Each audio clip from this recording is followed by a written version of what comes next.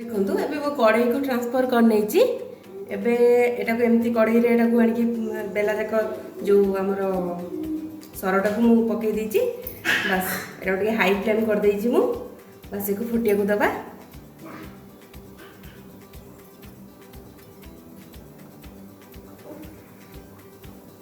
एटा बहुत इजी हम आपण मानू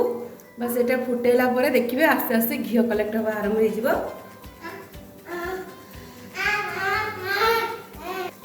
मन रखिए ये गोटे धारुआ बा मुनिया खुशनी आम ने खड़िका नहीं जाए कहीं एटा ना द्वारा कौन हुए ना तले जो घीटा जो लगे कि कड़े जो लगे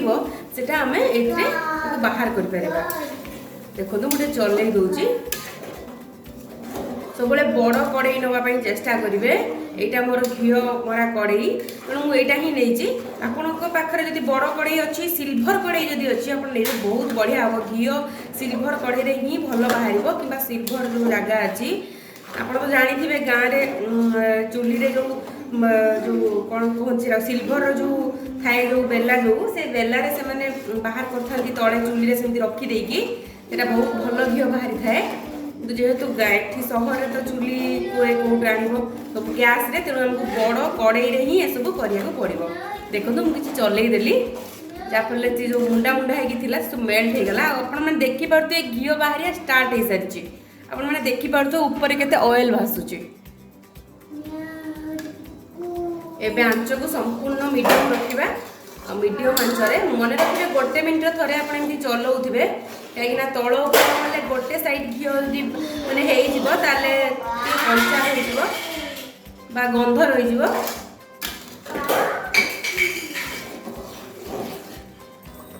एबे हम आंचटा को स्लो करदे करदेगी एमती भल भाव में गोटे मिनट थर लेखा चल नवा जद्वारा कि तले लगे मुझे कही आ किसी समय भितर प्रस्तुत हो आपने देखिपे सर जी फास्ट देखिए आपते पानी थिला मुझे चलाऊरी के ठीक हो जाए घी आउ कि समय बाहर पानीटा जिते शीघ्र मानने सुखीज कि मरीज से शीघ्र घी कलेक्ट हवा आरंभ होते पानी क्षीर सर घी से लेट्रे आसब देखो घी बाहर स्टार्ट हो सारी सैड्रु आपने देखिपे मझे मझे चलाऊँगी 15-20 मिनट भितर ही टोटाल प्रोसेस कंप्लीट होकर बहुत इजी टाइम टेकिंग भी मैं जो मैंने व्यस्त बहुल जीवन में दही बुले सर बाहर करा तो गोटे प्रोसेस आम निहाती से जिन आम मूल शिखीचे बट यही जो तरीकाटा आप मैंने बहुत इजी देखिपे केते घी आसवा स्टार्ट हो गलानी आस्ते आस्ते धीरे धीरे एमती घी आसीज सब तले टे लगी जाऊँ आप मझे मझे चलाऊे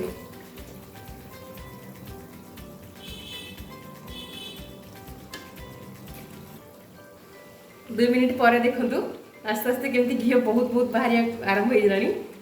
आउ 5 मिनिट पर घी पूरा रेडी हो देखु घी आम पूरा संपूर्ण रेडी हो जाइए देखिपे बस याठू अधिक घी को गरम करेंगे मारे कहीं पोड़ीगला घीर स्वादटा बढ़ीज पोड़ा पोड़ा स्मेल आसो ठीक यही लेवल आसीगले एमती बादामी कलर पड़गले आप बंद करने या पूर्वर टिके बंद करने बिकज यार जो माने गरम जो घीटा से आपे आपे एड़ा सब ब्राउन करनब टिके ध्यान रखी बंद करने बस ये पूरा गरम अच्छी गैस आम ऑफ कर देचु एक बास गोटे छणी रे छाणी नवा देखो मुझे छाणी नेबी एबे जेहेतु हल्का उषुम अच्छी तेणु मुझे छणारे छाणुची जिते बेले ठंडा हो डबारे रखी बम रे रखी सेते मुझे आउ गोटे पतला छणारे छाणी नेबी आ गोटे कथा ये घी को आप वर्षे रु अधिक भी यूज करें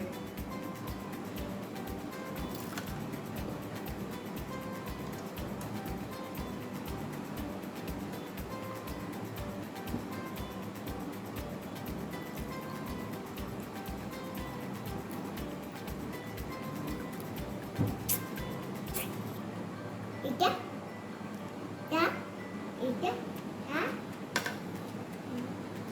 देखंतु मु केतिकी घी बाहर करची